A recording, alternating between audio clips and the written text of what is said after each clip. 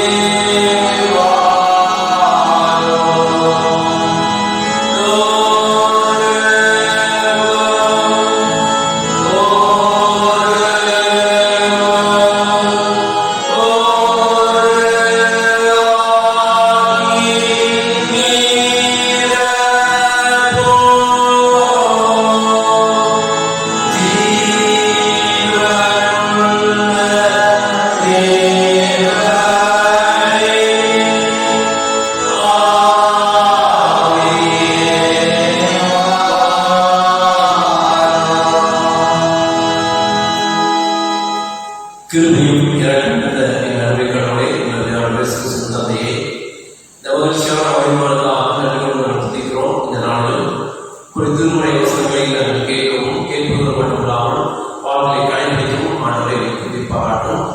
ஆண்டவரை வழிபாட்டை ஒவ்வொரு தூய குறிப்பாக நடக்கும் சுவாமி. ஆண்டவரை தொடர்ந்து இந்த மாதம் மட்டுமல்ல, இந்த மாதத்தை நல்ல முடிந்து புதிய மாதத்துக்காக பிரவேசிக்கிறார்கள் தாரும். இவற்றுமாய் எங்கள் பாதுகாக்கக்கூடிய நாங்கள் துதிக்கிறோம் சுவாமி. தொடர்ந்து எங்களை பாதுகாக்கவும் வழிநடத்தும் திரும்பியாய் எல்லாவற்றையும் பின்பற்றமாக இயேசு வழியாக தந்தையே, ஆமென். கிறிஸ்துவை பாமானிலே 9வது பாடலை பாடுவோம். உழுவதை ஆகும் கர்த்தாவை கைகூறுங்கள், ஆனந்தத்தோடு சோதனை செலுத்தி பாடுவார்கள். இந்த பாடலை கண்டபடியே பாடுவோம்.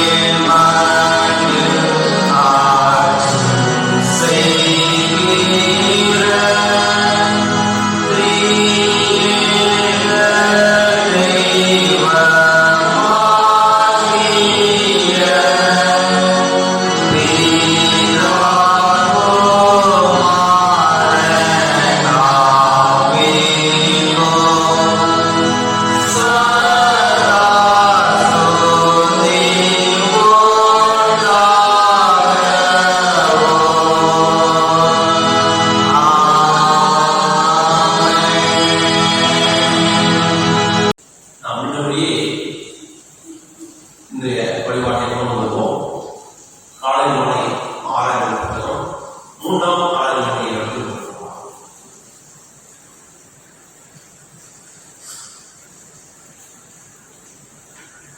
நாம் கடவுளை தொழுவோம். கடவுள் ஆவியாய் இருக்கிறார். அவரை தொழுது கொள்கிறவர்கள் ஆவியோடும் உண்மையோடும் அவரை தொழுது கொள்ள வேண்டும். நம்முடைய பிதாவாகிய கடவுளால் கர்த்தராகிய இயேசு கிறிஸ்துவினாலும் உங்களுக்கு கிருபையும் சமாதானம் உண்டாவாக. இதை கர்த்தர் உருவடையினால் இதை கழிவுறு மயில கடவும்.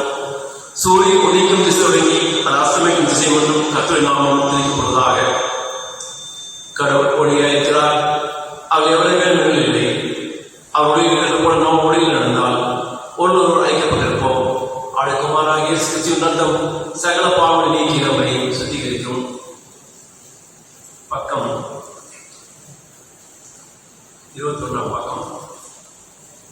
கர்த்தரின் வாசல்களின் அங்கீகாரங்களோடும் அப்பிரகாரங்கள் துணியோடும் பிரவேசியுங்கள். அவர் நன்றி செலுத்தி அவர் நாமத்தை தோற்றுங்கள்.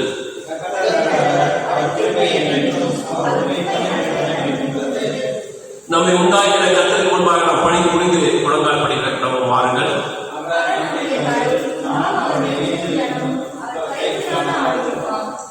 கர்த்தருடைய பருவத்தில் ஏறுபவன் யார்? அவருடைய பரிசுத்தத்தில் இருப்பவன் யார்? வீணாக கட்டிக்கொள்ளாமலும் கவலை ஆணையாகவும் இருக்கிறவனை நமது கடவுளாய் ஆண்டவருக்கோ மிகுந்த இரக்கமும் மன்னிப்பும் உரியது. நாம் ஒரு விரோதமாய் துரோகம் செய்தோம். நமது கடவுளாய் கர்த்தரின் சொல்லை செய்யக்கூடாமல் போனோம். தமது ஊழியராக தீர்க்க சொல்லிக் கொண்டு அவர் முன்பாகவே தன்னுடைய பிரமாணங்களை நாம் நடக்கவில்லை.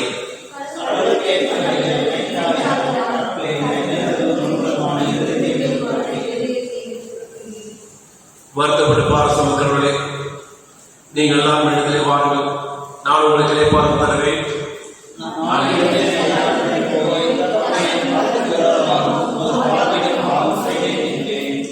நாம் யாரும் ஒன்றிணைந்து கீழ்கண்ட ஜெபத்தை எழுப்போம்.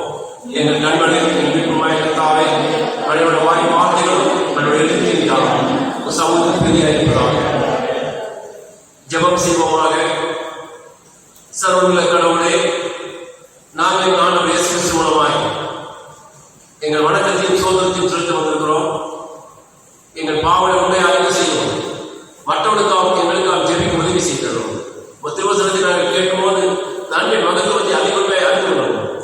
கிருமியின் கணினின் வாழ்க்கையை காட்டி வர புரிய வேண்டும் என்று எங்கள் ஆண்டவர் இயேசு கிறிஸ்து மூலமாக வேண்டுகிறோம். ஆமே. நாம் அமைதியாக இருந்து நம்முடைய பாவங்களை ஆண்டவருக்கு அறிக்கை செய்வோமாக. நமக்கு பாவங்களை இன்பமானால் நம்மை நாமே வஞ்சிக்கொள்ளலாம். நமக்கு உண்மை இல்லை. நமது பாவனை அறிக்கையிட்டால் பாவம் நமக்கு மன்னிக்கவே அன்னிலும் நீங்க நம்மை சுற்றி இருப்பதற்கு நம்பத்தக்க ஒரு மீதி உள்ளவர். நான் நெடுந்தெடுத்தாப்பத்துக்கு போய் தகப்படே, பரத்துக்கு விரோதமாக ஒரு பாவம் செய்தேன். இனி உடைய மகனை சொல்லப்படுவது நான் பார்த்தலன். குடிக்கிறவராக வைத்துக் கொள்ள மேற்பேன். கடவுள் ராஜ்யம் சமீபத்திருக்கிறது. வடநெருங்கி ரட்சியை நம்பிக்கை வைங்கள்.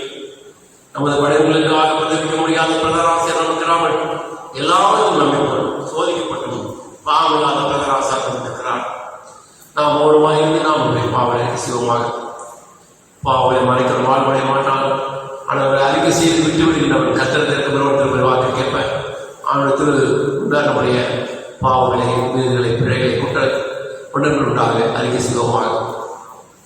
உடைய பாவனை தான் பிரசவமாக இருந்தாலும் வெள்ளை வெள்ளை மாற்றி காட்டுவே நான் வாக்குகள் இருக்கிறார். அவனுடைய திருச்சபத்திலே மௌனமாக அமர்ந்து நம்முடைய பாவனை அறிக்கை செய்வோமாக.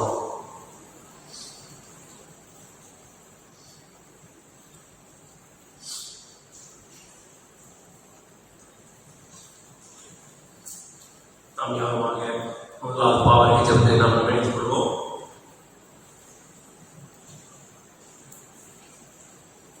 கடவுளை ஒரு கிருமிப்படி எனக்கு இறங்கும். இறங்கின பெருக்கத்தில் தக்கபடி என் மீறுதலை அழைத்து வரும். என் அக்கிரமம் நீங்களை முற்றிலும் கழிகிறோம். என் பாவனை சுத்திகரையும் என் மீறுதலை நான் உணர்கிறேன். என் பாவம் எப்படி எனக்கு முன்பாக இருக்கிறது. தேவனோடு விரோதமான பாவம் செய்து ஒரு பாவ தீமையான நடப்பித்தேன்.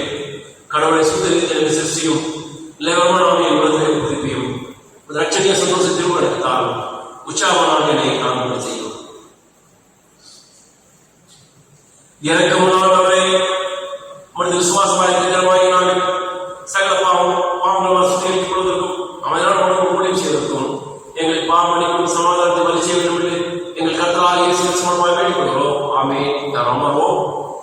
முதலாம் திருமுறை பாடம் வாசிக்கப்பட இன்று நாளைக்கென்று தெரிந்து கொள்ளப்பட்ட முதலாம் திருமுறை பாடம் ஆதியாகமம் 24ஆம் அதிகாரம் வசனங்கள் 1 தொடங்கி 14 முடிய. ஆதியாகமம் 24ஆம் அதிகாரம் வசனங்கள் 1 தொடங்கி 14 முடிய. ஆபிரகாம் வயது சென்று முதிர்ந்தவனானான். கர்த்தர் ஆபிரகாமை சகல காரியங்களிலும் ஆசீர்வதித்து வந்தார். அப்பொழுது ஆபிரகாம் தன் வீட்டில் உள்ளவர்களில் வயது மூத்தவனும் தனக்கு உண்டான எல்லாவற்றிற்கும் அதிகாரியுமாகிய தன் ஊழியக்காரனை நோக்கி, நான் குடியிருக்கிற கானானியருடைய குமாரத்திகளில் நீ என் குமாரனுக்கு பெண் கொள்ளாமல் நீ என் தேசத்துக்கும் என் இனத்தாரிடத்திற்கும் போய் என் குமாரனாகிய ஈசாக்கு பெண் கொள்வேன் என்று வானத்துக்கு தேவனும் பூமிக்கு தேவனுமாகிய கர்த்தர் பேரில் எனக்கு ஆணையிட்டு கொடுக்கும்படி நீ உன் கையை என் தொடையின் கீழ் வை என்றான். அதற்கு அந்த ஊழியக்காரன், அவ்விடத்து பெண் என் பின்னே இந்த தேசத்துக்கு வர மனதில்லாதிருந்தால் நீர் விட்டு வந்த தேசத்துக்கு தானே உம்முடைய குமாரனை மறுபடியும் அழைத்து போக வேண்டுமோ என்று கேட்டான். அதற்கு ஆபிரகாம், நீ என் குமாரனை மறுபடியும் அங்கு அழைத்து கொண்டு போகாதபடிக்கு எச்சரிக்கையாயிரு. என்னை என் தகப்பனுடைய வீட்டிலும் என் இனத்தார் இருக்கிற தேசத்திலும் இருந்து அழைத்து வந்தவரும் உன் சந்ததிக்கு இந்த தேசத்தை தருவேன் என்று எனக்கு சொல்லி, ஆணையிட்டவருமான வானத்துக்கும் தேவனாகிய கர்த்தர், நீ அங்கே இருந்து என் குமாரனுக்கு ஒரு பெண்ணை கொண்டு வரும்படிக்கு தம்முடைய தூதனை உனக்கு முன்பாக அனுப்புவார். பெண் உன் பின்னே வர மனதில்லாதிருந்தால் ஆகி, அப்பொழுது நீ இந்த ஆணைக்கு நீங்களாக இருப்பாய். அங்கே மாத்திரம் என் குமாரனை மறுபடியும் அழைத்து கொண்டு போக வேண்டாம் என்றான். அப்பொழுது அந்த ஊழியக்காரன் தன் கையை தன் எஜமானாகிய ஆபிரகாமின் தொடையின் கீழ் வைத்து இந்த காரியத்தை குறித்து அவனுக்கு ஆணையிட்டு கொடுத்தான். பின்பு அந்த ஊழியக்காரன் தன் எஜமானுடைய ஒட்டகங்களில் 10 ஒட்டகங்களை தன்னுடைய கொண்டு போனான். தன் எஜமானுடைய சகலவித உச்சிதமான பொருள்களும் அவன் கையில் இருந்தன.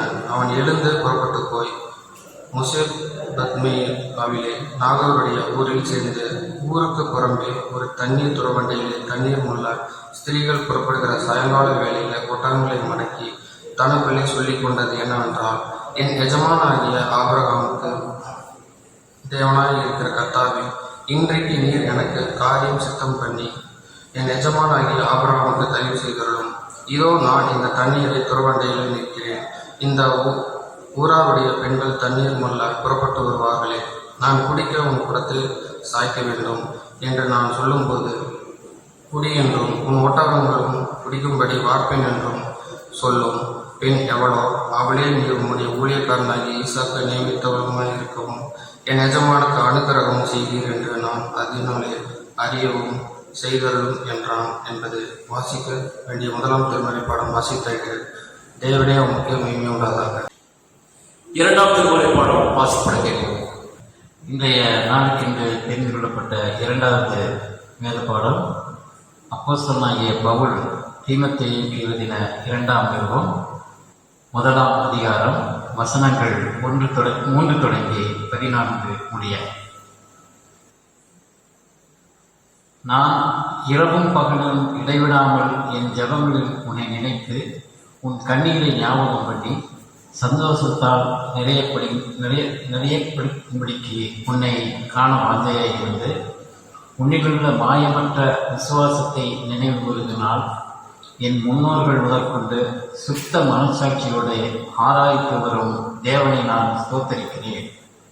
அந்த விசுவாசம் முந்தி உன் பாட்டியாகிய லோவிசாவுக்குள்ளும் உன் தாயாகிய ஐசினிகேயாவுக்குள்ளும் நிறைத்திருந்தது.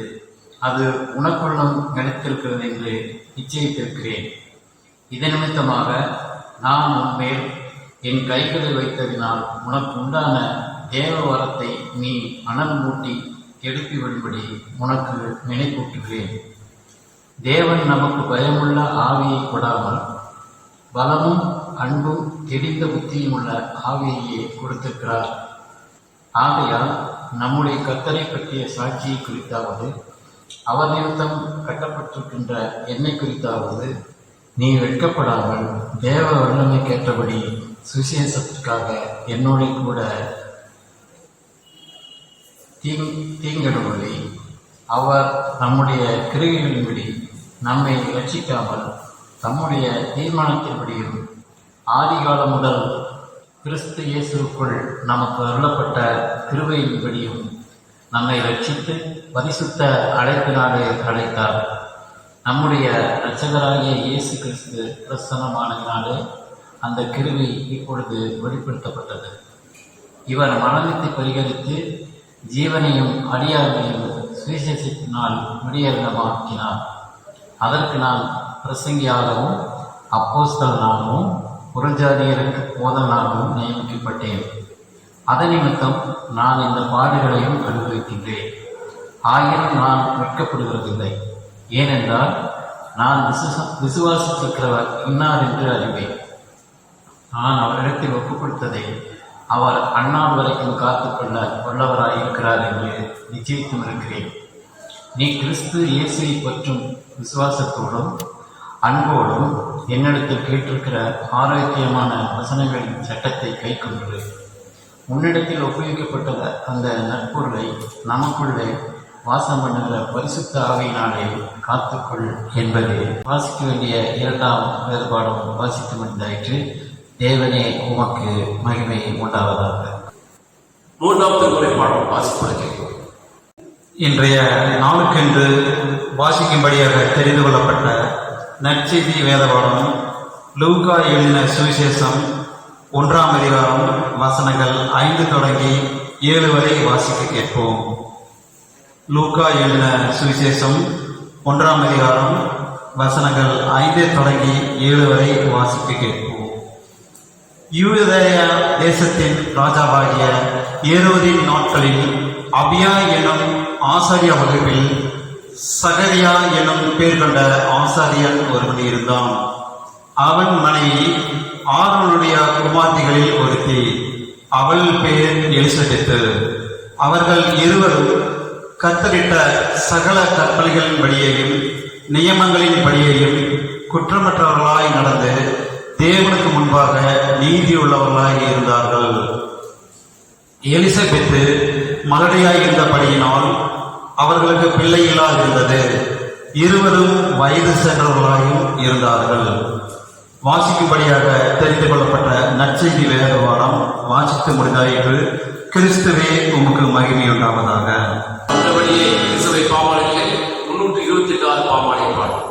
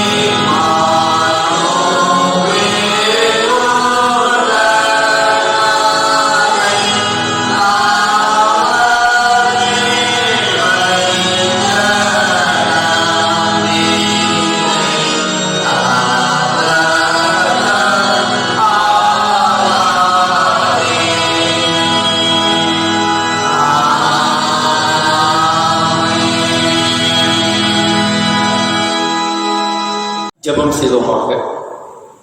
எல்லா நன்மைக்கும் ஒன்றுக்கும் பொருடமான கடவுளே, உங்களை தந்தையே, இப்போதும் ஒரு திருவசனங்களை குறித்து தியானிக்கும் போது அடியாரை மறைத்து வெளிப்படுத்தும் இவைகள் வழியாக விசுவாசலை பலப்பட எங்களுக்கு துணை செய்யும்.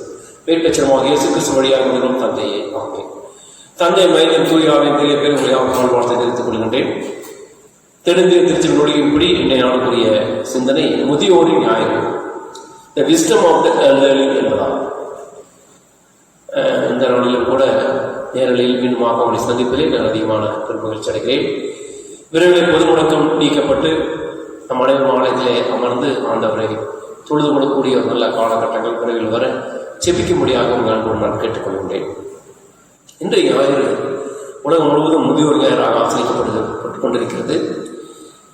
நாமும் இந்த நாளை அவிதமான முறையிலே நாம் ஆசிரித்துக் கொண்டிருக்கின்றோம். அக்டோபர் 1ஆம் தேதி முதியோர் தினமாக கொண்டாடப்படுகிறது. அது முதியோர் தினமாக இன்றைய நாட்களிலே முதியோருடைய நிலை மிகவும் பரிதாபமான நிலை, ஒடுக்கப்பட்ட நிலை, ஓரங்கட்டப்பட்ட நிலை.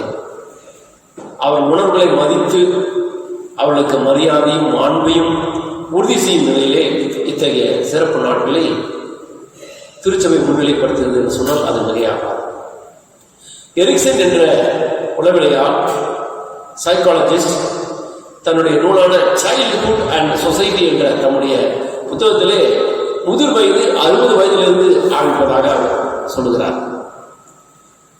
முதிர் பருவம் என்பது மனித வாழ்வுடைய 2ஆம் குழந்தை பருவம், செகண்ட் சைல்ட்ஹுட் என்று சொன்னால் முறையாக குழந்தைகளை கண்ணும் கருத்துமாக வளர்க்க வேண்டும் என்பது போன்ற ஒரு சிந்தை முதிர் வயதோர்களையும் நாம் பாவிக்க வேண்டும். நம்முடைய பெற்றோர்கள் நம்மை பெற்றெடுத்து வளர்த்து ஆளாக்கி பாலூட்டி சீராட்டி சமுதாயத்திலே மிக சிறந்தவர்களாக உயர்ந்தவர்களாக வளர வேண்டும் என்ற சிந்தையோடு அவர்களை வழிநடத்தினார்கள்.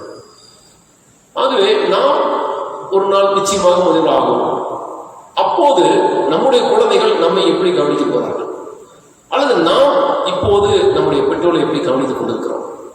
இந்த கேள்வியை நாம் ஒவ்வொரு நாளும் கேட்கப்பட வேண்டும். முதியோர்கள் வீட்டில் இருந்தாலே ஒரு மிகுந்த ஆசீர்வாதம். நவீன காலத்திலே முதியோர் மீது அக்கறை செலுத்த தவறு விடுகிறோம் என்று சொன்னால் நிறையாக எங்க பார்த்தாலும் ஹோம் ஃபார் எய்ட்ஸ் முதியோர்கள். ஆகவேதான் முதியோர்களை சரியானபடி கவனிக்காத விளைவாக எல்டர்ஸ் அபியூஸ் அவேர்னஸ் டே ஒவ்வொரு ஆண்டும் ஜூன் மாதம் 15ஆம் தேதி நினைவு கூறப்படுகிறது. 2006ஆம் ஆண்டிலிருந்து அது கொண்டாடப்படுகிறது. தமிழ்நாட்டில் இதனை ஒட்டியே முதியோர் பராமரிப்பு சட்டம் இயற்றப்பட்டிருக்கிறது. ஆகவே முதியோர்களை பற்றிதான உணர்வு திருச்சபையிலே இருக்க வேண்டும் என்பதை முன்னிட்டு தான் இந்த நாளிலே நாம் இந்த இப்படிப்பட்ட செய்திகளை நாம் திருமறை சார்ந்து தியானித்திருக்கிறோம். அப்போக்ரைஃபா, பழைய ஏற்பாட்டுக்கும் புதிய ஏற்பாட்டுக்கும் இடையிலே புத்தகங்கள் அப்போக்ரைஃபா. இந்த அப்போக்ரைஃபாலே தள்ளுபடியாக சீராக்கி ஞானம் ஒரு புத்தகம் இருக்கிறது. அந்த புத்தகத்தை பார்த்தீங்கன்னா முதியோர் பற்றிய பல விவரங்கள் அதை காண கிடக்கிறது. அதில் சொல்லப்பட்ட ஒரு வாக்கியம் பாருங்க, நரை திரண்டவருக்கு முன் எழுந்து நெல், முதிர்ந்தவர் முகத்தை மதித்து நட, உன் கடவுளுக்கு அஞ்சுவான், நானே ஆண்டவர் என்று சொல்லப்படுவதை பார்க்கிறோம். முதியோர்கள் நம்முடைய வாழ்விலே அநேக நன்மையான காரியங்களை சொல்லிக் கொண்டே இருப்பார்கள். முதியோர் சொல் முதலில் கசக்கும் பின் இனிக்கும் என்று சொல்வார்கள். அந்த பழமொழி நமக்கு தெரியும். அவர் சொல்லுவது கசப்பாக போல இருக்கத்தான் செய்யும். ஆனால் அதை நாம் கடைபிடித்து நாம் நடக்கும் பொழுது பின்னாலே அது மிகுந்த ஆசீர்வாதமாக இருக்கும் என்பதை நம்முடைய வாழ்விலே அறிந்து கொள்ள வேண்டும். 21ஆம் நூற்றாண்டிலே முதுமை என்பது கடன் சுமையாகவே பாவிக்கப்படுகிறது, லைபிலிட்டியாகவே தான் பாவிக்கப்படுகிறது. முதுமை என்பது அனைவருக்கும் பொதுவானது. பிறப்பு முதல் இறப்பு வரை ஒவ்வொரு கணமும் நாம் முதுமை பெறுகிறோம் என்ற உணர்வு நமக்குள் இருக்க வேண்டும். அந்த தெளிவு நமக்குள் இருக்குமேனால் நாம் முதியோர்களை நிச்சயமாக மனசாட்சிப்படி அவர்களை நன்றாக பாவிப்போம். நமக்கு இருக்கும் ஒரே தெளிவு எப்படி இந்த நாட்கள் எல்லாம் கழிக்கப் போகிறோம் என்ற உணர்வு. முதுமை என்பது ஒரு வகை கட்டுப்படுத்துவது கிடையாது, அது கட்டவிழ்க்கிறது என்று சொன்னால் முறையாக. ஏனென்றால் அவர் ஓய்வு பெறுகிறார்கள், அவருடைய பணி நிறைவடைகிறது. அதே சமயத்தில் அவர்களுக்கு பணி எங்கே வேணாலும் செய்யலாம், வித்தவுட் எனி ஜூரிஸ்டிக்ஷன். எங்கும் செல்லலாம், எப்படியும் வாழலாம், எல்லாரும் சந்திக்கலாம் என்ற ஒரு ஃப்ரீனஸ், ஃப்ரீ பேர்டாக இருப்பதை பார்க்கலாம். ஆனால் திருமுறை முதிர் வயதிகளை பற்றி, முதியவர்களை பற்றி நல்ல நல்ல ஊக்கம் தரும் செய்திகளை நமக்கு தந்திருப்பதை நாம் நினைவு. முதியோர் என்ற சொல் எபிரேயத்திலும் கிரேக்கத்திலும் சொல்லப்படுகின்ற வார்த்தை ஜாக்கெட் என்ற ஒரு வார்த்தை, கிரேக்க மொழியில் பிரிஸ்பியூட்டரஸ் என்று சொல்லப்படுகின்ற வார்த்தை. தூய பல்வர் அந்த அப்படிப்பட்ட ஒரு வார்த்தை தான் பயன்படுத்துகிறார். அதுக்கு என்னன்னா ஞானம் நிறைந்தவர், அறிவு நிறைந்தவர்கள் என்று அர்த்தம். ஆக கனி நிறைந்த முதுமை வாழ்வை மனுக்கள் தனக்கு பெற்றுக்கொள்ளும் ஒரே பேரொரு கொடை என்று தோரா சொல்லுகிறது. பழைய ஏற்பாட்டை கிட்டத்தட்ட முதியவர்கள் என்ற பற்றி அந்த வார்த்தை 100 முறை நமக்கு சொல்லப்படுவதை நாம் நினைவுற கடமைப்பட்டிருக்கிறோம். ஆகவே இந்த நாளிலே இந்த சிந்தனையின் பேரிலே 3 குறிப்புகள் வாயிலாக அவரோடு அவருடைய நற்பகுதி விரும்புகிறேன். முதலாவதாக இறைநம்பிக்கையில் வழிகாட்டும் முதியோர். 1ஆம் திருமுறை பாடம் ஆதியாகமம் 24ஆம் அதிகாரம் வாசிக்கிறேன். அதில் 1 to 14 வசனங்களை வாசிக்கிறேன். முதியோர் ஆழ்ந்த அனுபவம், குடும்ப வாழ்வும் வளரும், தலைமுறை தோறும் அவர்கள் வழிகாட்டிக் கொண்டிருப்பதை நாம் மறந்து போகக்கூடாது. குடும்பங்கள் ஆண்டவரால் கட்டப்பட்ட வழிநடத்தப்பட வேண்டும் என்ற மிகப்பெரிய வாஞ்சை, உள்ளுணர்வு, ஒரு ஏக்கம், ஆவல் அவர்களுக்குள் இருப்பதை மறந்து போகக்கூடாது. 1ஆம் திருமுறை பாடத்தில் வாசிக்கிறதுல ஆபிரகாம் வாழும் தலைமுறைகளுக்கும் வளரும் தலைமுறைகளுக்கும் நல்வழி காண்பிக்கின்றார். இந்த பகுதியில் வாசிக்கும்போது ஆபிரகாம் 2 நிபந்தனைகள் இருப்பதை பார்க்கிறோம். காணும் நாட்டு பெண்களிடையே என் மகனுக்கு பெண் கொள்ள மாட்டாய், ஆதியாகமம் 24:3. என் உறவினரிடம் என் மகன் ஈசாக்கு பெண் கொள்வாய், ஆதியாகமம் 24:4 பார்க்கிறோம். சரி, ஏன் இந்த வழிகாட்டுதல், ஏன் இந்த முடிவு என்ற ஒரு கேள்வி நமக்குள் வரும். ஏன் இப்படி பழைய ஏற்பாட்டில் இந்த பகுதி ஒரு ஒருதலை பட்சமாக இருப்பதை போல காண்பிக்கிறார். ஆனால் ஆழமாக வாசிக்கும் போதுதான் அவர் ஏன் அந்த முடிவு எடுத்தார் என்பது நமக்கு புரியும். யார் இந்த கானானியர்கள்? நோவி மகனாகிய காமடி தொடர்கள் தான் இவர்கள். இந்த வம்சத்தில் வந்த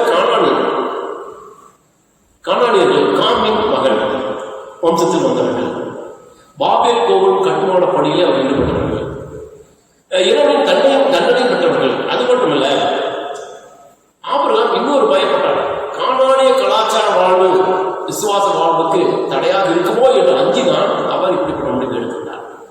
அப்ப ஈசாக்கு கேட்ட துணை தன்னுடைய இடத்திலே தன்னுடைய உறவின் பக்கத்தில் இருக்க வேண்டும் என்றால் அவர்கள் பாரம்பரியமாக கடவுளுடைய பயத்திலே பக்தி உணர்விலே இறைவாழ்விலே வாழ்ந்து சிறந்தவர்கள். ஆகவே தன்னுடைய மகனுடைய வாழ்வு நன்றாக இருக்க வேண்டும் என்பதற்காகத்தான் அவர் என்ன செய்கிறார்? தன்னுடைய வேலைக்காரராக எலியேசரை அனுப்பி பெண் தடை சொல்வதை பார்க்கிறார். அப்போ ஆண்டவர் ஆபிரகாமுக்கு அரண் கோட்டையாக இருந்தார். ஆகவே ஆண்டவரோடு சஞ்சரித்துக் கொண்டிருந்தவர், நல்ல விசுவாசியாக வாழ்ந்தவர். வயது முதிர்ந்த காலத்தில் கூட இப்படிப்பட்ட ஒரு தெளிவான முடிவு எடுத்து அவருடைய இலட்சியத்தை நிறைவேற்ற முடியாத வழிகாண்பிப்பதை பார்க்கிறார். அதே போல பார்த்தீங்கன்னா, ஏலியின் வழிகாட்டுதல் பெற்ற சாமுவேல் இறை சத்தியத்தை கேட்டு இறை நம்பிக்கையிலே வளரும் வாய்ப்பினை பெற்றார் என்பார். ஆகவே ஆபிரகாம் ஈசாக்கை இறைப்பட்டில் வளர அவர் தூண்டுவதை பார்க்கிறார். இரண்டாவதாக பார்க்கும்போது இறை நம்பிக்கையில் பேரனை வளர்த்த மூதாட்டி 2ஆம் திருமுறை பாடம் 2 தீமோத்தேயு 1ஆம் அதிகாரத்தில் வாசிக்கிறார். அது பார்த்தீங்கன்னா, இன்றைய சமூகத்திலே தனித்தனி குடும்பங்கள், செப்பரேட் ஃபேமிலிஸ் இல்லையா, பெற்றோர்களை விட்டு திருமணம் முடித்தவுடனே தனித்தனி குடும்பங்களாக வாழ்கின்ற போகை பார்க்க. திருமணம் முடித்தவுடனே கண்டிஷன், தனி குடும்பம் சென்றுவிட வேண்டும் நீங்கள், ஆக ஆங்காக தான் நீங்கள் வசிக்க வேண்டும். பெற்றோர்கள் பிள்ளைகளுடைய வாழ்வை தலையிடக்கூடாது என்ற ஒரு சிந்தையும் இருப்பதை பார்க்கிறோம். சிலர் பணி நிமித்தமாக, சூழ்நிலை நிமித்தமாக பெற்றோர்கள் பிள்ளைகளோட வசிக்க முடியாத சூழல் இருப்பதை பார்க்கிறோம். ஆனால் இதனால் என்ன விளைவுகிறது என்றால், நம்முடைய பெற்றோர்கள் நம்முடைய குழந்தைகளை வளர்ப்பதிலே, வழிகாட்டுவதிலே அவர்கள் உதவி செய்ய முடியாத ஒரு நிலை என்பதை பார்க்கிறோம். கடவுள் பற்று, இறைவனை தேடுகின்ற அந்த வாஞ்சை, நல்ல பழக்க வழக்கங்கள், இவைகளெல்லாம் பெற்றோர்கள், அதாவது முதியோர்கள் நம்முடைய குடும்பத்தில் இருந்து நம்முடைய பிள்ளைகளுக்கு கற்றுக் கொடுப்பார்கள் என்றால் நிச்சயமாக அவர்கள் வாழ்க்கையில மிக சிறந்தவர்களாக உன்னதமான நிலைமையில இருப்பார்கள் என்பதை சந்தேகம் இல்லை. ஆனால் அப்படிப்பட்ட சூழல்கள் இப்போது குறைந்து கொண்டே இருக்கிறது. வயது முதிர்ந்த பெற்றோர்களை என்ன செய்கிறார்கள்? பிள்ளைகள் முதியோர் இல்லத்திலே கொண்டு போய் சேர்க்கிறார்கள். போம் அவே போம் என்று சொல்கிறார்கள். அப்படி பெயர்தான் சொல்லப்படுகிறது. ஆனால் அங்கு இருந்து பார்த்தால் அன்பும் இல்லை, அனுசரணையும் இல்லை. என்னதான் நல்ல உணவு கொடுத்தாலும் இல்லையா, நல்ல சூழ்நிலைகள் அங்கு ஏற்படுத்தி கொடுத்தாலும் அன்பும் பண்பும் கரிசனையும் பாசமும் நேசமும் அங்கு இல்லை என்பதை நான் உணர்கிறேன். நிறைய நோம்பாறையை முதியோரிடத்தை சென்று அங்கு பார்த்துக்கிறோம். அழுத கண்ணுமாக, வீங்கிய முகமாக, சோர்வோடு இருக்கின்ற புத்தர்களை பார்த்து நாங்கள் அழுது வந்த காலமெல்லாம் உண்டு. ஏன் இந்த நிலைமை? கஷ்டப்பட்டு பாடுபட்டு பிள்ளைகளை படிக்க வைத்து வாழ்க்கையில உயர்த்தி அவர்கள் வெளிநாடுகளிலே செட்டில் ஆகிவிட்டு பெற்றோரை கைவிட்டு விடுகிறார்கள். அப்படிப்பட்ட ஒரு மோசமான நிலையை நாம் பார்க்கிறோம். ஆனால் இந்த 2ஆம் திருமுறை பாடத்தை பார்க்கும்போது அங்கே பவுலடிகளார் தீமோத்தேயுவுக்கு 2ஆம் நிறுவனத்தை பார்க்கும்போது அந்த தீமோத்தேயு எப்படியாக வளர்க்கப்பட்டார் என்பதை பார்த்து மிக சந்தோஷமாக அவர் மகிழ்வோடு எழுதுகிற போதுதான் அது நீங்கள் வாசித்து பார்த்தீங்கன்னா தெரியும். அதில் பார்த்தீங்கன்னா பாருங்க, பிரிவுள்ள குமாரனாகிய தீமோத்தேயுவுக்கு எழுதுகிறார்கள். பிதாவாகிய தேவனால் நம்முடைய கர்த்தராகிய கிறிஸ்து இயேசுவினாலும் கிருபையும் சமாதானம் உண்டாகும். நான் இரவும் பகலும் இடைவிடாமல் என் ஜெபங்களில் உன்னை நினைத்து உன் கண்ணீரை ஞாபகம் பண்ணி சந்தோஷத்தால் நிறைவேற்றபடிக்கு உன்னை காண மாற்றியாக இருந்து உன்னில் உள்ள மாயமற்ற விசுவாசத்தை நினைவு கூறுவதனால் என் முன்னோர்கள் முதற்கொண்டு சுத்த மனசாட்சியோட ஆழத்தோடு தேவனை நான் சொல்லுகிறேன். சாதாரணமாக சொல்லவில்லை. தீமோத்தேயுவை அவருடைய பாட்டி மிக அழகாக, மிக நேர்த்தியாக, பக்தி விருத்தியாக வளர்த்திருக்கிறார். அப்பாவும் அம்மாவும் வெவ்வேறு சமூகத்தை சேர்ந்தவர்கள், இருந்தாலும் கடவுளை பற்றி அறிவு அவர்களுக்கு எப்படி வந்தது? பாட்டி அவர்களுக்கு கற்றுக் கொடுப்பதை பார்க்கிறோம். ஆக எப்படி விசுவாசத்தில் தேர்ச்சி பெற்றார்கள், எப்படி திருமறை அறிவுகளை பெற்றுக் கொண்டார்கள், மெசியாவை சொந்த ரட்சகராக அவர்கள் எப்படி ஏற்றுக்கொண்டார் என்ற ஒரு பெரிய கேள்வி எழும்போது அதுக்கெல்லாம் விடையாக இந்த பாட்டிகள், தாயார் இவ்விதமாக இருந்து அருமையான மகனுக்கு இறை நம்பிக்கையிலே வளர்க்கக்கூடிய ஆற்றலை தந்து பாருங்கள். ஆக இந்த பகுதியை வாசிக்கும் போது பாடுகிறார் மிக அழகாக எழுதியிருப்பார். பாருங்க, இது நிமித்தமாக நான் உண்மையில் என் கையில் வைத்தால் உனக்கு அன்றாட தேவரத்தை நடனூட்டி எழுப்பு மொழி உனக்கு நினைப்பது அவைக்குரிய வாழ்க்கையிலே மிக சிறந்தவராக இருந்தார் என்பதை பார்க்கும்போது நமக்கு அதிக மகிழ்ச்சியாக இருப்பதை பார்க்கிறோம். ஆக இவ்விதமான முறையிலே தீமோத்தேயு ஒரு மிக சிறந்த ஊழியக்காரனாக வளர்வதற்கு அவருடைய பாட்டி மிக அதிகமாக உதவி செய்து பார்க்கிறோம். அந்த பாட்டின் பேர் லோயி. ஆக அத்தகைய விசுவாசத்தை தீமோத்தேயு நினைவூட்டி அதை அவர்களை கண்டதை எண்ணி பவுலால் மெச்சுவதை பார்க்கிறோம். விசுவாச பண்பில், அன்பில் நம் இளைஞர்களை அவர்களுக்கு பயிற்றுவிக்க நம் இல்லங்களிலே தாத்தா பாட்டிகளுக்கு இடம் உண்டா? ஒரு மோசையை உருவாக்கிய தாயின் பங்கு, ஒரு தீமோத்தேயை உருவாக்கிய ஒரு பாட்டியின் பங்கு, ஒரு சாமுவேலை உருவாக்கிய எலிதாத்தாவின் பங்கு, சொல்லிக்கொண்டே போன திருமொழியிலே பல இடங்களிலே அமெரிக்க ஜனாதிபதிகளிலே இன்றும் புகழப்பட்டு வருகின்றவர் ஆபிரகாம் லிங்கன். தன்னுடைய சுயசத்தில் இருக்கின்றார் தாயாரை பற்றி. ஆக முழங்கால் படியிட்டு அவர்கள் ஜெபிப்பார்களா? வயது முதிர்ந்த காலத்தில் முழங்கால் படியிட்டு ஜெபித்தார்கள். ஆகவேதான் ஆபிரகாம் லிங்கன் நல்ல ஒரு பக்தி வைராக்கியத்தினாலே சத்தியத்தை கட்டுப்பட்டவராக, அனைத்து மக்களையும் சமமாக நேசிக்கின்றவராக, கருப்பின விடுதலைக்காக தன்னை முழுமையாக அர்ப்பணித்தவர். அதுக்காக பழியுமானார்கள். ஆக கடவுளுக்கு பயந்து நடந்த ஜனாதிபதிகளிலே மிக சிறந்தவர் ஆபிரகாம் லிங்கன். மூன்றாவதாக இறை நம்பிக்கையில் நிலைத்திருந்த முதியவர். லூக்கா 1ஆம் அதிகாரத்தில் வாசிக்கிறோம். அதை பார்த்தீங்கன்னா அந்த பகுதி நமக்கு அழகாக இந்த சகரியா எலிசபெத் தம்பதியுடைய வாழ்வை காண்பிக்கிறது. உலகின் பார்வையிலே முதுமை வீழ்ச்சியின் அடையாளமாகவே காணப்பட்டு வருகிறது. கடவுள் முதுமையிலும் இறை நம்பிக்கையை தருகிறார். அந்த இறை நம்பிக்கை மூலமாக நன்மையான காரியங்களை வர்த்திக்கப்படுகிறார் என்பதற்கு இந்த அடையாளம் சகரியா எலிசபெத் வாழ்வில். வயது முதிர்ந்த நிலைமையிலும் கூட குழந்தை பிறக்குவான். வயது முதிர்ந்த நிலைமையிலும் கடவுளை காப்பாற்றுவாரா? வயது முதிர்ந்த நிலைமையிலும் கூட நான் ஆண்டவர் பொங்கல்களாக இருப்பேனா என்ற ஒரு சிந்தை வந்தாலும் கூட கடவுள் அவளை மறக்கவில்லை. அவளை ஆட்டி தேற்றுகிறார், கலப்படுத்துகிறார். அது இந்த பகுதி அதைத்தான் நமக்கு அதிகமாக நினைப்பது. கடவுள் ஆபிரகாமை தெரிந்து கொள்வதிலும் பயன்படுத்துவதிலும் இந்த முதுமை காலத்தில் தான் ஆதியாகமம் 12ஆம் அதிகாரம் அந்த பகுதியை பார்க்கலாம். அப்போ முதுமையிலே ஆபிரகாமுக்கு கருத்துக்களை தந்து விசுவாசம் தகப்பன் என்று சொல்லிவிட்ட அளவிற்கு அவர் உயர்த்தவதை நான் பார்க்கிறேன். முதுமை காலத்திலே மனித உறவுகள் ஏற்றுக்கொள்ளாமை, உடலும் சோர்வு போன நிலைமை, கோபம், தாழ்வு மனப்பான்மை, ஒன்றுக்குமே லாய்க்கிலேயோ என்ற சிந்தையுடைய இந்த மக்களை எல்லாம் நாம் உற்சாகப்படுத்தி ஊக்கப்படுத்தி நல்ல உடல்நலத்தை ஆரோக்கியத்தை தரத்தக்கதாக பிள்ளைகளாக நாம் அவரை வழிநடத்தப்பட வேண்டும். மருத்துவத்திலே குழந்தைகளை பராமரிப்பிற்கா பீடியாட்ரிக் என்ற ஒரு டிபார்ட்மெண்ட் இருப்பதை பார்க்கிறோம். குழந்தை நல மருத்துவம். ஆனால் மருத்துவத்துறையிலே வயதானவர்களை அவர்களுக்கு சிகிச்சை அளிப்பதற்காக ஜீரியாட்ரிக் என்ற டிபார்ட்மெண்ட்டை உருவாக்கி இருக்கிறார்கள். நம்ம பெற்றோரை எப்போது ஒரு நாள் அப்படிப்பட்ட ஒரு சிறப்பு சிகிச்சை நிபுணரிடத்திலே நம்ம பெற்றோரை அழைச்சிட்டு இருக்கிறோமா யோசிப்பாங்க. நம்ம குழந்தைகள் குழம்பு செய்யறதுக்காக பீடியாட்ரிக் குழந்தைகள் மருத்துவ நிபுணர் அழைச்சிட்டு இருக்கிறோம். ஆனால் பெற்றோர்கள் சிவியர் வாய்ந்த போது அப்படிப்பட்ட ஒரு மருத்துவத்திலே அழைச்சிருக்கிறோமா யோசிப்பாங்க. 2017ஆம் ஆண்டு நவம்பர் 23 தமிழ் இதிலே வந்த ஒரு செய்தியை உங்களுக்கு சொல்கிறேன். கேரளாவிலே திருவனந்தபுரத்திலே பிச்சை எடுத்துக்கொண்டு ஒரு பெண் வாழ்ந்து கொண்டிருந்தார். மிகவும் வயதான மூதாட்டி. ஆகவே அவர் அதிகமாக பிச்சை எடுத்துக் கொண்டிருக்கும் போது ஒரு நாள் ஒரு வீட்டிலே சென்று உணவு கேட்டிருக்கிறார். அந்த அம்மா நம்ம வெளியே வராங்க, அலுவலகத்துக்கு செல்ல வேண்டிய அவசரமான நிலைமை இருந்தாலும் அந்த அம்மாவுக்கு உணவு தந்துவிட்டு ஒரு போட்டோ எடுத்துக்கிறார். செல்போனில் போட்டோ எடுத்து பதிவேற்றம் செய்கிறார். அப்புறம் பார்த்தா நிறைய பேர் அந்த அம்மாவை பற்றி எழுதுறாங்க. அந்த அம்மா அந்த நகரிலே இருக்கின்ற பிரபல பள்ளியிலே கணக்கு ஆசிரியராக 33 ஆண்டுகள் பணியாற்றி ஓய்வு பெற்றார். பெரிய பெரிய அதிர்ச்சி. ஏன் நம்ம இப்படிப்பட்ட ஒரு நிலைக்கு வந்தார்கள் பார்க்கும்போது, ஒரே மகன், என்னுடைய கணவர் இருந்த ஒரு பாடு, தன் மகனை நன்றாக வளர்த்தி ஆளாக்கி பெங்களூரிலே சாஃப்ட்வேர் கம்பெனியிலே மிக உயர்ந்த பதவியில் இருக்கிறார்.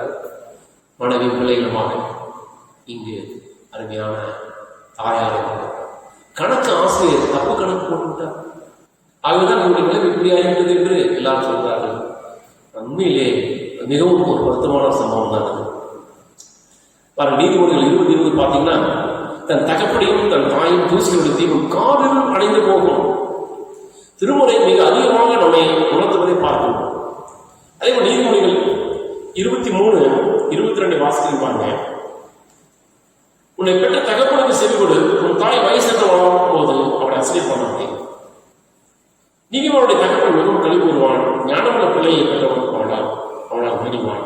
உன் தகப்பனும் தாயும் சந்தோஷப்படுவார்கள், உன்னை பெற்றவனுக்கு மகிழ்வான். பார்த்தீங்களா, நீதிமொழிகளிலே சாலமோன் ஞானி மிக அழகாக சுட்டி காண்பிக்கின்றார். இன்றைய நாளிலே முதியோர்களை நாம் விதமாக பேணி காத்துக் கொண்டிருக்கின்றோம். இன்னொரு உண்மை செய்தியை சொல்லி நான் இந்த அமர்வு முடிக்கிறேன். ஆப்பிரிக்கா ஆதிவாசிகள் வாழ்ந்து கொண்டிருக்கிறார். அவர்கள் கூட்டமாக வாழ்வார்கள். அப்படியாக வாழ்ந்து கொண்டிருக்கும் போது, அது வாழ்ந்த பகுதியிலே திடீரென்று தண்ணீர் கஷ்டம் வந்துள்ளது. கிணற்றிலே தண்ணீர். ஆகவே கூட்டமாக அவர்கள் என்ன செய்கிறார்கள், அவர்கள் முதியவர்கள் எல்லாம் விட்டுவிட்டு, விலங்குகள் எல்லாம் விட்டுவிட்டு, நடக்கக்கூடிய நல்ல உடல்நிலையில் இருக்கின்றவர்களை மட்டும் அழைத்துக் கொண்டு அவர்கள் குடிபெயர்கிறார்கள். அது ஒரு மனிதன் மட்டும் ஒரு நாளைக்கு என்ன செய்கிறான், தன் தகப்பனை விட்டுவிடுவதற்கு மனம் ஒப்பாமல் ஒரு மூட்டையாக கட்டி யாருக்கும் தெரியாமல் தலையை தூக்கி கொண்டு அந்த கூட்டத்தில் செலுத்தினார். ஆக பல இடங்களுக்கு தலைவர் வளர்த்து செல்கிறார். முடியாத மக்களை காப்பாற்ற வேண்டும், மிகப்பெரிய பொறுப்பு தலைவனுக்கு உண்டு. ஆக பல இடங்களுக்கு செல்லும் பொழுது அங்கே எதுவும் கிடைக்கும். கடைசியிலே அந்த வாழக்கூடிய அப்பா அவனிடத்திலே சொல்கிறார், நான் சொல்படி நீ கேள், அதன்படி அந்த தலைவருக்கு வழிகாட்டு என்று சொல்லி ஆலோசனை சொல்கிறார். இந்த பக்கம் செல்லக்கூடாது, இந்த பக்கம் போகக்கூடாது என்பதையெல்லாம் மிக சாதுரியமாக சொல்கின்ற அதையெல்லாம் தலைவரிடத்தில் சொல்கிறார். தலைவனுக்கு ரொம்ப ஆச்சரியம், எப்படி இவ்வளவு கரெக்டாக சொல்கிறார். ஒன்றுமில்லையா, எங்கள் அப்பாவை நான் அழைத்து எங்கள் அப்பா தான் சொன்னார். பாருங்க, அப்போதான் நான் தலைவனாக முதியவர்கள் இருந்தால் நெறிப்படுத்துவார்கள், வெளிப்படுத்துவார்கள், சரிப்படுத்துவார்கள், வாழ்விப்பார்கள். உணர்ந்து புதியவர்களை அதிகமாக கனப்படுத்த வேண்டும் என்று காட்டுகிறார். இந்த நாளிலே சத்தியங்களை கேட்ட நாம் நம்முடைய வாழ்விலே நாமும் ஒரு நாள் புதியவராக போகிறோம். நம்முடைய நிலை எப்படி இருக்க போகுது என்பதை நாம் சிந்தித்து உணர்ந்து நம்முடைய பெற்றோர்களை இந்த உலகத்திலே மிக சிறந்தவர்களாக உள்ளவர்களாக கடவுளை அடுத்த வடிவமாக எண்ணியவர்கள் சரியான முறை வழிநடத்தப்பட ஆண்டவர் கிருபை செய்வாராக. ஆண்டவர் தாமே திருமலை வசனம் ஆசீர்வதிப்பாராக. ஆமென்.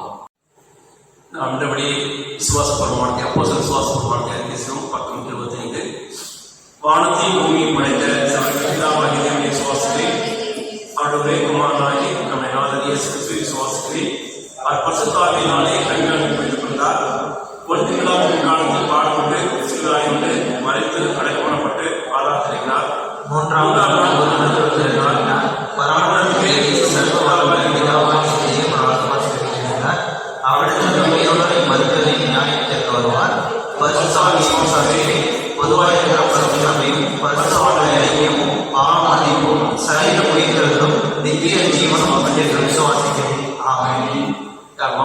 அறிவிப்புகள் வாசிப்பட கேட்கும். சபையாருக்கு அறிவிக்க வேண்டிய அறிவிப்புகள். இந்த வாரம் பிறந்த நாள் காணும் நம்முடைய திருச்சபை மக்கள் 27/9/2021 S Jebin Veritas, 27/9/2021 Kowsika Angel doctor Kumar, 28/9/2021 mister R Madhan Babu, 29/9/2021 R Divya, 29/9/2021 missus Jayanthi Jegathan Ebenesam, 29/9/2021 missus S Yesubai, 30/9/2021 Margaret Kirubakaran, 30/9/2021 mister A Prabhakar, 1/10/2021 mister A Samuel Thomas, 1/10/2021 missus Madhumathi Paul. 1/10/21 missus Prema Ponraj. 2/10/2021 mister P Ponraj. 2/10/21 mister Emmanuel Nagendran. 2/10/2021 mister Solomon Abhishek. 2/10/2021 mister Nibin Jeran. பிறந்தநாள் காணும் நம்முடைய திருச்சபை மக்களுக்கு ஆலயத்தின் சார்பாக நல்வாழ்த்துக்களை தெரிவித்துக் கொள்கிறோம். மேலும் சங்கீதம் 1:23 படி உங்கள் ஜீவனுள்ள நாளெல்லாம் நன்மையும் கிருபையும் உன்னை தொடரும் என்று கர்த்ததாமே உங்களை ஆசீர்வதிப்பாராக. சபை மக்களுக்கு முக்கியமான ஒரு அறிவிப்பு. தமிழக அரசு அறிவித்துள்ள கொரோனா ஊரடங்கு அமலில் உள்ள காரணத்தால் 31/10/2021 முடிய உள்ள காலங்களில் ஞாயிற்றுக்கிழமைகளில் ஆலய ஆராதனை நடைபெறாது என்பதை சபை மக்களுக்கு தெரிவித்துக் கொள்கிறோம். மற்றும் சபையார் தங்களுடைய சந்தா தொகையினையும் ஏலபாகிய தொகையினையும் ஒவ்வொரு நாளும் காலை 10 மணி முதல் 1 மணி வரையிலும் ஆலயத்தில் அலுவலகத்திற்கு வந்து பொருளாதாரம் செலுத்தி ரசீது பெற்றுக்கொள்ள உங்களை பட்சமாய் கேட்டுக்கொள்கிறோம். இத்துடன் சபையாருக்கு அறிவிக்க வேண்டிய அறிவிப்புகள் முடித்தாயிற்று. நாம் இந்தபடியே கிறிஸ்துவ கீர்த்தனை 17ஆம் கீர்த்தனை பாடுவோம். கண்ணில் 7 பேர் மாமியாராய் கண்ணில் 7 பேர். முதல் சரணத்தையும் கடைசரணத்தையும் மட்டும் பாடுவோம்.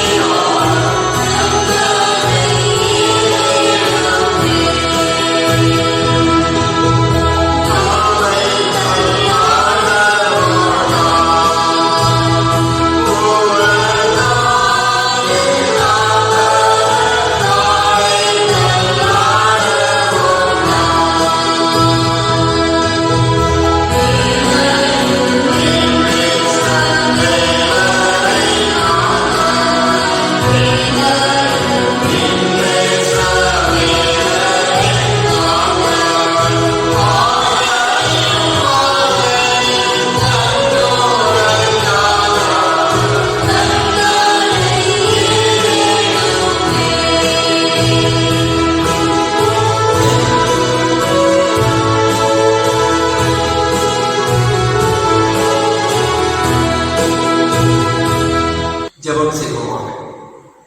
எல்லா நன்மைக்கும் ஒன்றுக்கும் விடமான கடவுளே, மீண்டுமாக இந்த நாளிலே உங்களுடைய திருவசனங்களை உங்களுடைய வார்த்தைகளை கேட்க முடியாக, பாடலை பாடும்படியாக ஆண்டவரத்தின் ஆழத்திலிருந்து ஆண்டவரே இறை வார்த்தைகளை குறித்தான அந்த சிந்தனைகளை சிந்திக்கத்தக்கதாக தீர்மானம் எடுக்க முடியாத கருவிக்காக இருக்கிறோம் சுவாமி. முதியோர்களை பற்றியான கருத்துக்களை நாங்கள் கேட்டோம். முதியோர்கள் இவர் வாழ்வே செய்த மகத்தான அனுபவங்களை எல்லாம் நினைத்து பார்க்கிறோம். அவர்கள் இல்லாமல் நாங்கள் இல்லை சுவாமி. அவர்கள் எங்களை பெற்றெடுத்து வளர்த்து ஆளாக்கி பால்முடி சீராட்டி சமுதாயத்தில் சிறந்தவராக உயர்த்திருக்கிறார்கள் சுவாமி. ஆனால் நானும் ஒரு நாளிலே அப்படிப்பட்ட முதியோர்களாவோம் என்ற சிந்தை எப்போதும் என் கொடுத்து இருந்து எங்களை வளர்த்து ஆளாக்கிறவர்களை நன்றி உணர்வோடு பக்தி உணர்வோடு ஆண்டவரை மதித்து நடக்க எங்களுக்கு அருள் தர வேண்டுமாய் கொண்டாடுகிறோம் சுவாமி. ஆம் சாமி, ஆசுவாதத்தின் கரம் எங்களோடு கொடுப்பதாக 10 கற்பனை 4வது கற்பனை என்னென்பதை உணர்ந்து கொண்டவர்களாக வாழ்க்கையிலே கடைபிடிக்க ஆண்டவரை கிருபை செய்கிறாங்க. கேட்ட சத்தியங்களிலே இனிப்பிரளாது அழுவாது உடைய இறைச்சித்தத்தை நிறைவேற்றுகின்ற பிள்ளைகளாக கருத்து தருகிறார்கள். அதன் ஒவ்வொரு மக்களையும் ஆசிரியக்கிறார். உடை சமாதானம் தருகிறார் சுவாமி. ஆண்டவரே, இந்த நோய் தொற்றுகள் அதிகமாக இருக்கிற சூழ்நிலையில் உங்களை நோக்கி அதிகமாக கொண்டாடுகிறோம். நோய் தொற்றுகள் பரவாயில்லை பாதுகாத்து விரைவிலே நோய் அகற்றமாக நீக்கப்பட ஆண்டவரை தெரிந்தார். தொடர்ந்து ஆண்டவரே, சாமி, பொது முடக்கம் நீக்கப்பட்டு வழிபாட்டிலே நாங்கள் பங்கு பெறத்தக்கதால் நல்ல சூழ்நிலை ஏற்படுத்தியிருக்கிறார்கள். வியாதியாக சுகத்தை பலத்தி தாரும். வயசு மக்களை ஆசிரியப்பதாக, குறிப்பாக முதியோரை நீ பாதுகாத்துக்கணும். முதியோரை பற்றியான அக்கறை அனைவருக்கும் இருந்து அவர்களை நல்ல வழியில் வழிநடத்தப்பட எங்களுக்கு திரும்பி பாராட்டு சுவாமி. ஆண்டவரே, படிக்கின்ற வழியில் ஞானத்தார், பணியாற்று மக்களுக்கு வளைத்தார். பல ஆண்டு பணியாற்று மக்களுக்கு மக்களை நன்றி நடிக்கிறோம். ஒரு வாழ்வை நிர்வாண கிருப்பை இருப்பதாக படுக்கையிலே, காதிலே, துன்பத்திலே, துயரத்திலே, துன்பத்திலே இருக்கிற மக்கள் மரணத்தவாயில் இருப்போம், மருத்துவமனையில் இருப்போம், பிரயாணத்தில் இருப்போம், ஒவ்வொரு நினைத்து பார்ப்போம். பல சுகத்தை பலரும் சமாதானத்தை தாரும். எங்கள் திருச்சபைக்காக வேண்டிக்கிறோம். திருச்சபை செயலர் போனர் மோசை அங்கத்தினர்கள் ஆலய பணியாளர்கள் எல்லாரையும் ஆசிரியக்கிறார்கள். குறிப்பாக பெண் லைக்க சங்கத்திற்காக அவருடைய இன்னும் ஞாயிறு நோக்கு அடியவர்களுக்காக, பங்குள்ள பிள்ளைகளுக்காக, யூத் ஃபெலோஷிப்புக்காக அதிகமாக கொண்டாடுகிறோம். இல்ல சந்திப்புகளுக்கும் ஆண்டவருடைய கிருபையும் சமாதானமாக அவ்வப்போது குடும்பங்கள் நடைபெறுகின்ற நிகழ்வுகளிலே ஆண்டவரே குடும்ப வழிபாடுகளிலே ஆசிரியர் கலந்து வெளிப்பட வருமாய் கொண்டாடும். திருச்சி மக்களாகி நாங்கள் அதிகாலத்தில் ஜெபிக்கும் தாரும். எங்களுக்காக மட்டுமல்லாது ஆண்டவரே, நாட்டிற்காக, தேசத்துக்காக, மக்களுக்காக, திருப்பணி ஆட்டுகின்ற ஊழியர்களுக்காக அதிகமாய் பார்த்து ஜெபிக்க எங்களுக்கு தாரும் சுவாமி. என்னுடைய ராஜ்யத்தின் மீதிகளும் அதெல்லாம் கூட கொடுக்க முடியாது நாடி தேடி நிறுவன ஆசிரியத்தை பெற்றுக்கொண்டு வாட தாவை கருவி பாராட்டு சுவாமி. எங்கள் திருமணத்துக்காக வேண்டிக் கொள்கிறோம். பேராயர் அம்மாவுக்காக வேண்டிக் கொள்கிறோம். பேராயர் அனைத்து ஆயக்குழுக்களுக்காக, டிவி ஊழியர்களுக்காக, மருத்துவமனைகளுக்காக, கல்வி நிறுவனங்களுக்காக, இன்னும் ஆண்டவரே சமூக நல பணிகளுக்காக ஆண்டவரே அதிகமாக கொண்டாடுகிறோம். தொடர்ந்து பாதுகாத்து வழிநடத்த சுவாமி. மத்திய மாநில அரசாங்கங்களாக வேண்டிக்கிறோம். அரசாங்கம் நல்லபடியாக ஆட்சி செய்யும், மக்களை வழிநடத்தப்படும். கர்த்தாவை கிருபை பாராட்டும். நல்ல மழையை அவ்வப்போது அருளுக்காக நன்றி செலுத்துகிறோம் சுவாமி. இந்த மழை மூலமாக ஆண்டவரை அநேக நன்மைகளை பெற்றுக்கொள்ளும் நன்றி கூட நடத்துகிறார்கள். குழந்தைகளை பாதுகாத்துக் கொள்ளும் வழி நடத்தும் இறக்கமாக இருக்கிறார்கள். இந்த நாளிலே இந்த அருட்செய்தி வழிபாட்டை பங்கு பெற்றும் ஒவ்வொரு உள்ளங்களையும் ஆசிரியக்கிறார்கள். கேட்கிற சத்தியமானது கிரியை செய்து வருங்காலத்திலே எழுச்சித்து நிறைவேற்ற பிள்ளைகளாக வாழ நடத்தார். குழந்தைகளை பாதுகாத்துக் கொள்ளும் வழி நடத்தும் எல்லாவற்றையும் மீட்பெச்சமாக இயேசு கிறிஸ்து வழியாக தந்தையே ஆமென். பரமபிதாவே, பரமபிதாவே, நாம் பரிசுத்தப்படுவதாக, ராஜ்யம் வருவதாக, ஒரு சித்த வந்து சிறப்பு செய்யப்படுவதாக, அன்று ஆகாத்தை விழுத்தார் எங்களுக்கு விரோதமாய் சோதனைகள் பேசுகிற நாமத்தில் ராஜ்யம் அல்லது மகிழ்ச்சி நடிக்கின்றீர்கள். என் ஆத்மாவை கர்த்தரை ஸ்தோத்திரி, என் உடனே பரிசுத்தத்தை ஸ்தோத்திரி, என் ஆத்மாவை கர்த்தரை ஸ்தோத்திரி, கர்த்தர் செய்த சகலமாக ஆமென். ஆண்டவராகிய இயேசு கிறிஸ்துவின் கிருபையும் அன்பும் தூய ஆவியின் மனதோடு மீண்டும் எப்பொழுதும் சதா காலம் இருப்பதாக.